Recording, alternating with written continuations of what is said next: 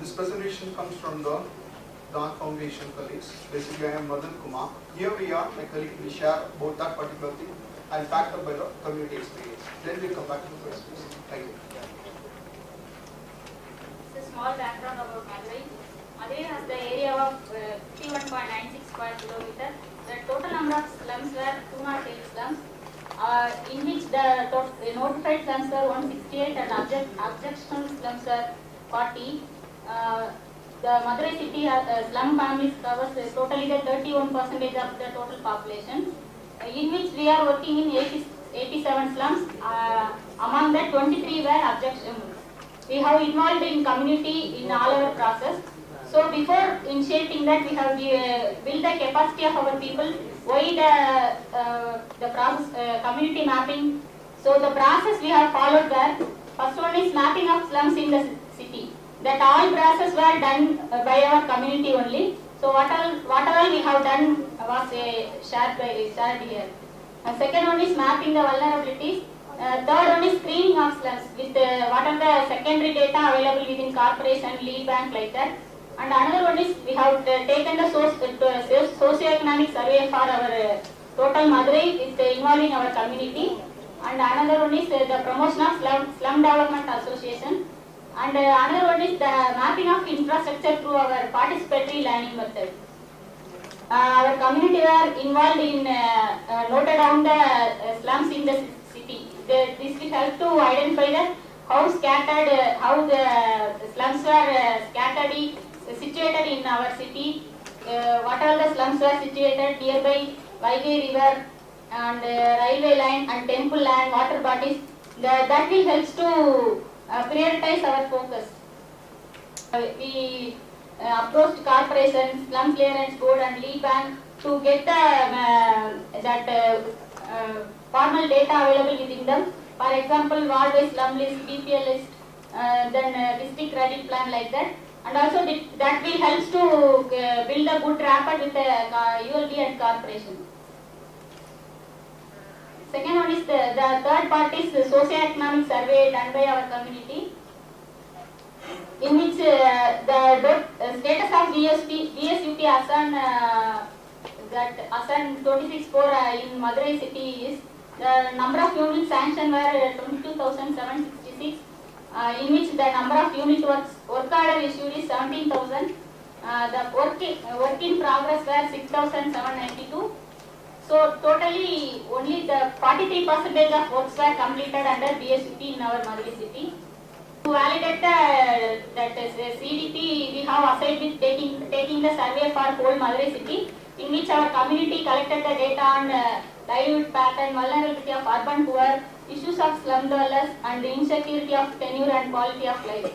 That will help to explore the sufficient space to occupy, cash flow analysis, employment opportunities, asset created, and literacy rate. Apart from that, we have also verified the status of 5S, that is shelter, sanitation, sewerage, stormwater drainage, and supply of water.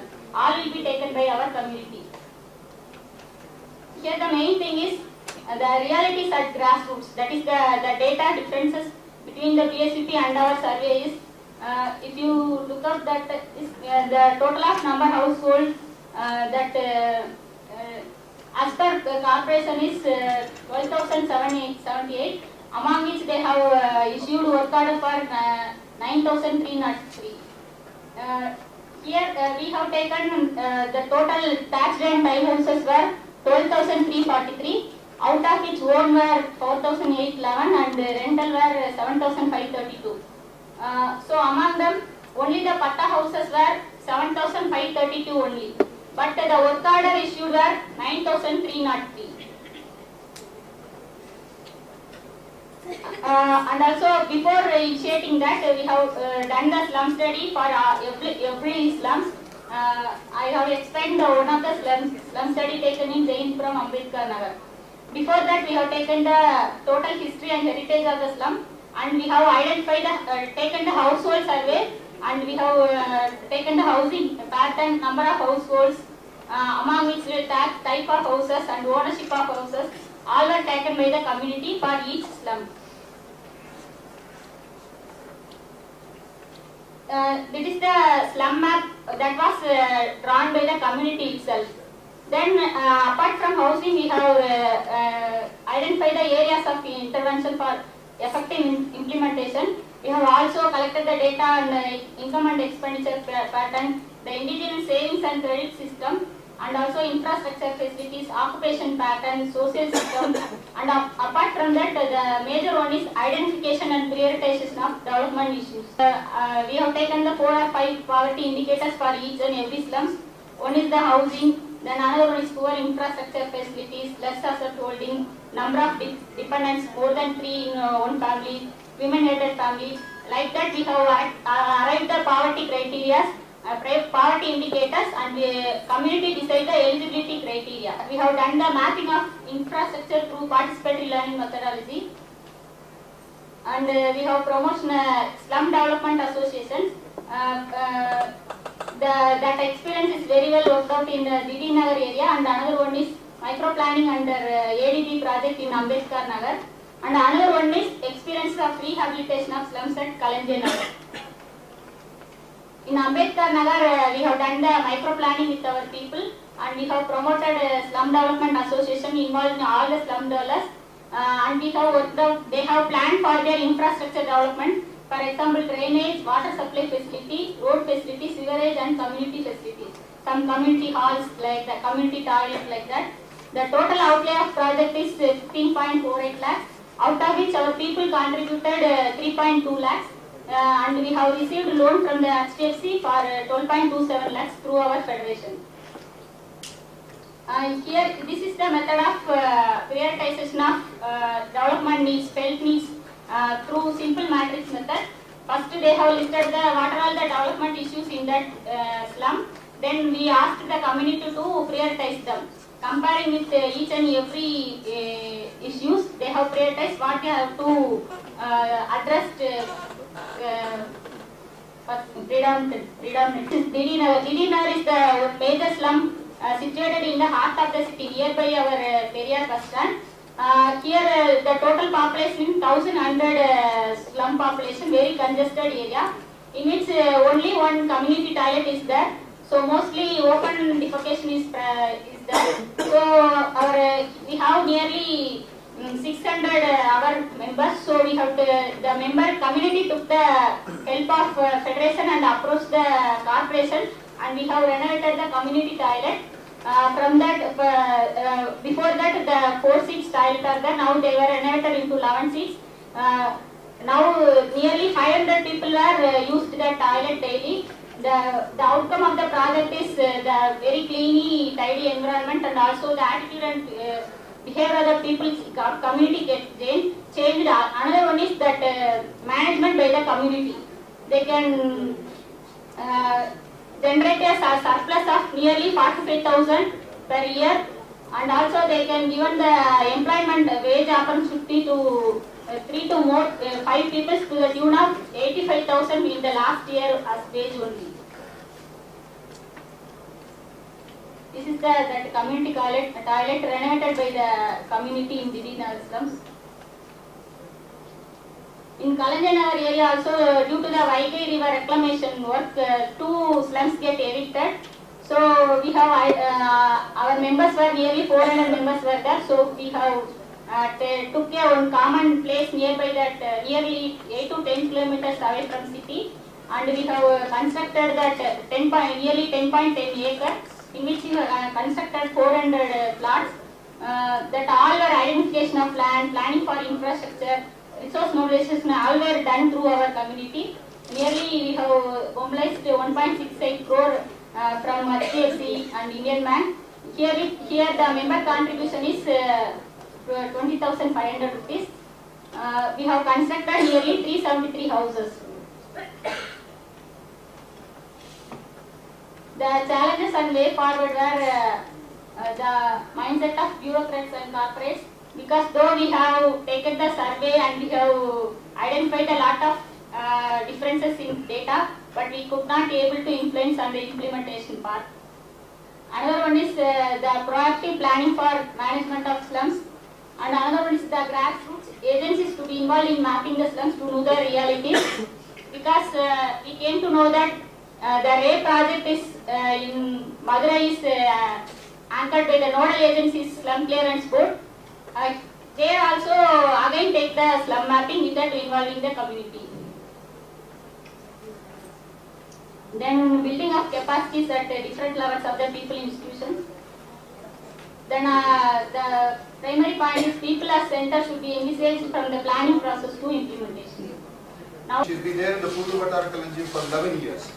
What's the striking thing which comes out is when the BOCP program came and the program is being implemented and they have given a list basically to the DPR. They call it DPR and the DPR has been given to the government. When at last, as a prerequisite in the CSMC, they ask for where is your socio-economic survey? So, sir, it will be completed, sir. So then the problem came, sir, please can you complete it, this socio-economic survey? Then we interested, because the people who are in 87 slums have been interested to do this because they have been knowing the slums nature. And the result was finding was that one slum has been completely left out. Now with all goodness, the corporation again pleaded the case and got the slum included and got the thing. So it was because of the efforts of people or the community to know where exactly thing which was left out. It was their initiative which made one particular slum where 300 households were living to get into the mainstream. That was one thing which we were sharing. Second thing which we were sharing was as on, since they have a prerequisite of a social capital, a very strong social capital being there in that place. So even the government, when it gives 80,000 bucks for constructing a house, many times what happens is these houses either they go for the remaining gap. The outside sources are very exorbitant today.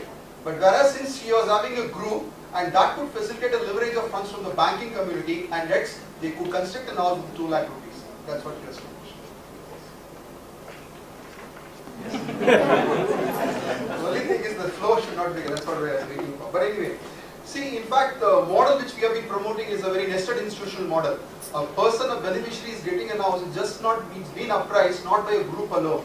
It is appraised by the cluster and the federation, which builds up the mutuality and also accountability when the bank loan is repaid. As far as whatever allocations which the members from the Kalanjim got, they have been top in the repayment, giving the credibility that Kalanjim members are bankable and accountable. That is one. Second thing is, when they are doing this process of doing it, they assess the people in the group itself as S1, S2, S3. What is this S1, S2, S3 means? S1 stands for survival category, which means for the basic needs they need to fight for it. Then subsistence category, where which they could manage 3 foods a day. And there is a third category, S3, is called self-employed, where which they have a petty shop of that nature. So these people try to see when the banks give a loan, they prescribe a period of loan in which number of installments which they should pay in that certain time. But here is the cushion, which because of the prerequisite of the social capital being formed, that if the bank consists of 30 months, these people are in a position to give a leverage to the S1 category with 40 months or even assessing the need even to 50 to 60 months as such. So that cushion which they get is because of the social capital they built it. Another interesting case which she points out here is, now so far so good, nobody bothers about the ration card, what is exactly happening. And here you could see the instances where 1995 data should be taken, other things. But here what happens is, this point of view when BOC comes, how much you can get maximize the whole opportunity. That was a big deal. So here what they did is, if you have one ration card, immediately they divide the plot into 5 plots, a separate 5 tax receipts have been sought, and immediately instead of 80,000, try to get as much as possible from the thing. In the process, what has happened? Normally patta houses are a little bit better off in a slum, and the rented people are only the poorest people or the least people. Now here the situation is, the gap got widened. Even the rented and least people who are 70% of the clientele are being thrown out of the slums because of this BOCP program. This is the pathetic situation. So the question is, the advance has increased, the real poor people have gone out of the whole mainstream, and now they have been on the streets. Now the rent has become increased. Now what has rent increased? Then again they go to the SIG to get more loans. So this is how the vicious cycle goes on, and as a result, the program intended for benefiting the poor, especially for the tiled and thatched houses. But what happened was, the reality check is, the people who are having a pattas were the first people to get the benefit. That's the thing. We just have a serious issue. Apart from micro planning, have you experienced any kind of participatory techniques that you might want to share with us? What is more required is, when we started a group, at that time BOCP program was not there. At that time JMRM was not there.